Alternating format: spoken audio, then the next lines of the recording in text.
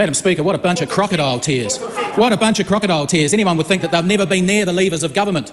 Well, can I remind the Labor Party that they've been in and out of government for nearly 100 years. And now, after 6 years, with an absolute majority of 65 MPs and having a full opportunity to put it through as a government bill, you have the tenacity to turn up to Parliament tonight and advocate for workers. And most of you are former constituent MPs. Can I point out some of the MPs here?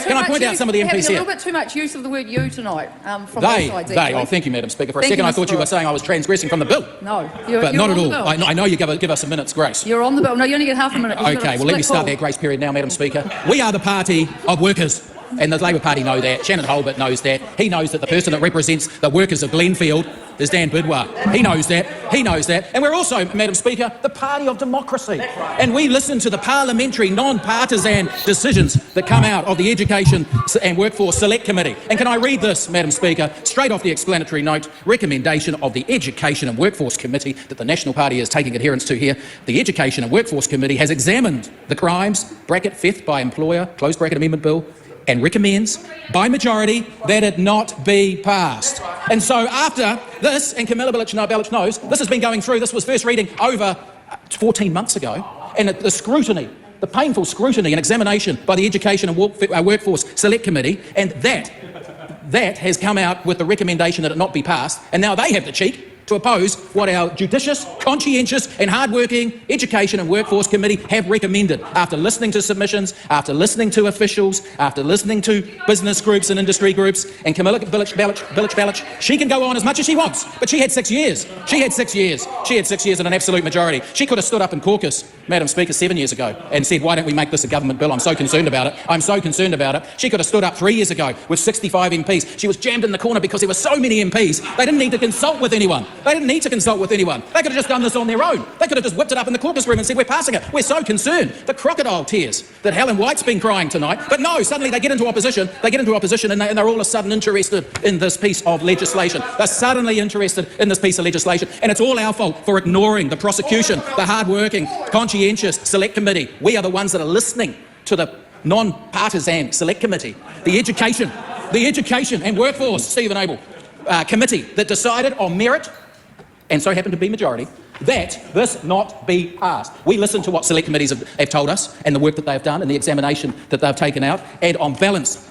Madam Speaker, we are not going to go against the Select Committee and their hard work for the last 14 months. We are the party of workers. We are also the party of business. We believe, as my colleague Carl Bates has taken us through chapter and verse, that 10 minutes went so quickly too, how these areas are comprehensively covered, the complexity that this would bring about is not worth going down that track. That's why 100 years of Labor parties have never taken this step. The protection is there. It's well and truly covered in a comprehensive way for New Zealand workers. Mike Burrick went through the different statutes that are in existence to protect workers and the opportunities that are there for those that have had wrongdoing against them. And Madam Speaker, National Party, hand on heart, as the party for workers, cannot support this bill and go against the intentions of the Select Committee. And for those who are wondering, that Select Committee was a majority of 1 vote. And also the only national and act that voted against this bill. So there's no New Zealand First were not represented in the committee. So what a lot of rubbish. The biggest he said that national the party for workers. Yeah, that's laughable. Put it this way: a flying pig is landing at Wellington Airport at the moment with Cameron Brewer as a passenger. Yeah. Well, I think exploiting workers at this stage, based on what I've seen. I think the other side of the equation. I think as Ibrahim had shared that there are really good employers.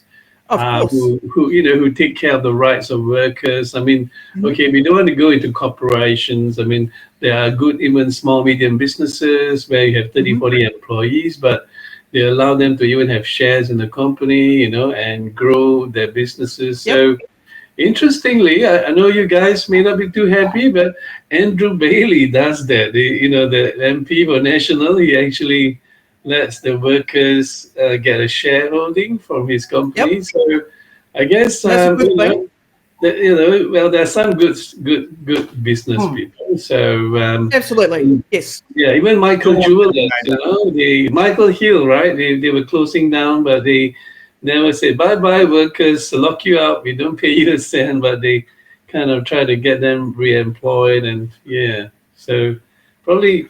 So this is more for the theft, right? The side where you say they have actually taken from the workers. Would that be right to say about this bill? Well, And no one clear, said I that wasn't. Oh, sorry. Go on, Laura. Yeah, Go on, Laura. cheers, Ibrahim. To be clear, I wasn't saying that every national member is a rubbish employer. I was just talking about how this guy is misrepresenting workers' experiences and stuff like that. I'm calling him out. All right. I think every national MP who spoke on this bill were lying. They were misrepresenting the facts. They were misrepresenting the submission that's been made by other organizations.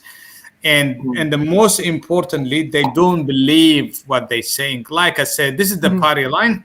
When the party says that we're not supporting this bill, what you believe and what's in your side, what you believe, whether you dislike this or not, you're gonna have to do this. You're gonna have to say this, or you're gonna have to vote. So I don't actually. I blame the party. I don't blame the individual MPs. It's the party policy. It's the party line. So they have to follow. Yeah. Oh, well, let's move on to Shannon